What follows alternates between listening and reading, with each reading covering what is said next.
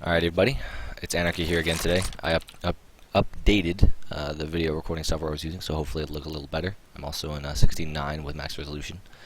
So yeah, today my topic is when to flank versus when to rotate on CT side when there is a push or terrorists have been spotted at the other bomb site. So let's say I'm on A here on Mirage, and I don't know, I'm playing Close Pit or I'm playing Under Palace or something like that. Right? And my teammates say, like 2, 3 apartments, something like that, right? I need to quickly make a decision. Do I rotate to window to market, or where do I rotate through connector? Do I jump up onto catwalk or something? I'm going to call catwalk and market, in this case, both rotations, and going through pit to the flank into the apartments area. I'm going to call that the flank, right? Because the main area of the push is going to be happening on the B bomb site. Somewhat includes the catwalk. I don't count catwalk as a flank though, but the apartments certainly is a flank because you're coming behind the terrace. Now, there's a couple things to keep in mind. I like to think of the 3 different things as time of the rotation route. So if I'm going to flank, how long does it take me to flank? Versus how long does it take me to rotate, right? For example, on this Mirage, on Mirage for the specific position under Palace or on Pit, it takes about 10 seconds to get into market, but it takes about 22 to 23 seconds to go into apartments from here. So that's quite a big difference. You know, if there's definitely a push happening, I might want to consider just simply rotating. However, another thing to consider, as I just prompted, is how certain are you that there is a push happening, right? If the terrorists have thrown, 5 smokes over top and they're throwing all their flashes, and you see 3 guys coming out here, and your teammate says, oh, it's B, well, obviously you shouldn't listen. But let's say your teammate calls some flashes, two smokes or something, and he sees 2 terrorists in apartments pushing, and they jump out the window. That would be a almost certain push. That's when you definitely should rotate, right? However, if it's just 2 in apartments, 3 in apartments, but they haven't smoked anything, they haven't grenaded anything, right? And you know they have these grenades, that's when you should say, maybe I should stay here. The third thing I like to keep in mind is the strength of your position, right? If I'm playing here in Close Pit, it's a pretty strong position, but also it's rather hard to get back into if the terrorists do back up and get into Palace and get into Pit/Slope, right? Like if I know there's a terrorist in Palace and I know there's a terrorist in Slope, in order to get into that close position, I'm going to need to be in a safe position and smoke off the slope in order to walk over there. And I'm also going to need to walk. It's going to take me a bit more time, and then once I get settled, I can stay there.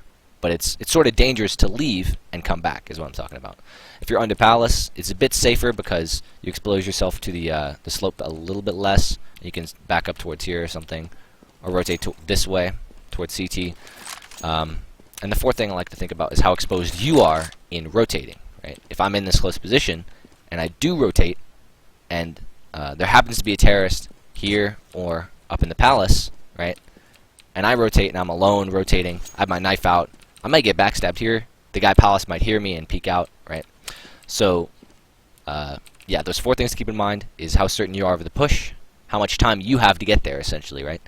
How much time it takes to rotate, as in how long does it take you to flank. For example, on Mirage, on A, it takes a long time to flank towards B, right? So it's a bit different.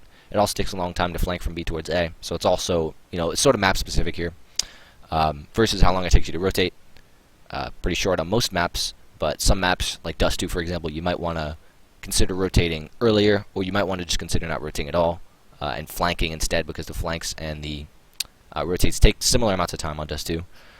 How exposed you are from leaving, and the strength of your position. Right? If you're very exposed and leaving, you might want to consider just staying until it's certain, until the bomb is being planted or something like that. Because fighting 4 versus 5 as a counter-terrorist is still not super. It's not as bad as fighting like 2 versus 3 or something, right? And I'm only talking about at beginning of round situations where you do have full amounts of players. Or sorry, not beginning of round situations, but just situations in which you do have a 5 versus 5.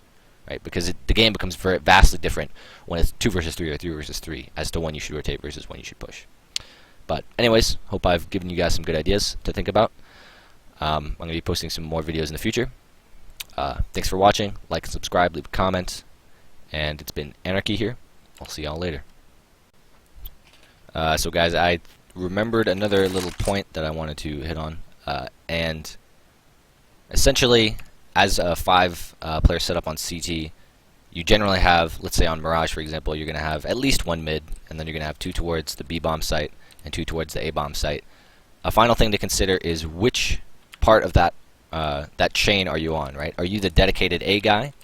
You might want to consider not rotating as much then. You might want, like, you always need someone at the bomb site unless the bomb has been seen at the other one, right? You're going to always want to stay there. But, you know, if you're the non-dedicated A guy and maybe you're playing, you know, stairs or something, you can help with mid and stuff like that. You can consider rotating a lot earlier and a lot more you can think a little bit less about rotating, and you can be a bit less concerned that you're leaving your bomb site alone, right? If I'm the mid guy, right, and I hear something towards A, I can honestly just give up middle sometimes, right? You have to keep in mind how important your position is, right? But yeah, just had to add that little bit in there.